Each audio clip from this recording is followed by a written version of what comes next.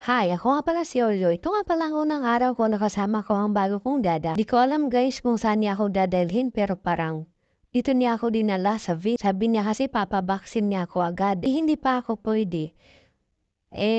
Nag-deworm muna kami. So ayan, ang ganda pala ng clinic dito ni Doc. Mukhang malamig. So ayan, behave na behave ako guys. So ayan oh. Hindi ko pakilala masyado ang dada ko dito dahil bago pa lang kaming magkasama. Actually guys, isang minuto pa lang kaming magkasama, agad niya na akong dinala sa vet. Kasi ang sabi niya, para daw ako ay palaging ligtas at magkaroon daw ako ng maganda at maayos na paglaki. So ayan na nga guys, no? Hindi ko alam kung anong pinagdalhan ng dada ko dito. Parang hospital man to or clinic ata to. Ano ba to? Ang may hindi sa akin maganda gagawin dito ah. O sige, bahala na ikaw. At pwede dumating ba dito na aso? Nagwawala siya guys. Oo, nagpapasaway siya sa kanyang mama. O yan, nabibigatan na ang kanyang mama sa kanya. Tahol na tahol yan kasi guys eh. So ayan, medyo natatakot ako dito.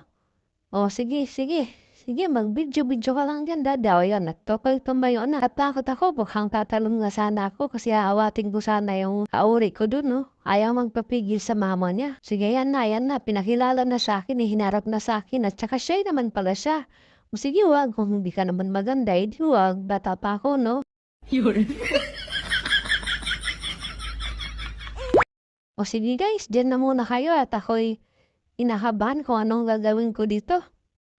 Inakabahan talaga ako guys, kaya sige dito na nga lang ako. Bahala na kung anong gagawin sa akin ni Doc.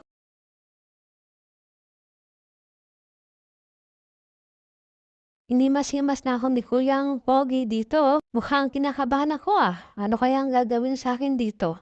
O sige, bye-bye. O siya guys, ako nga pala si Oreo.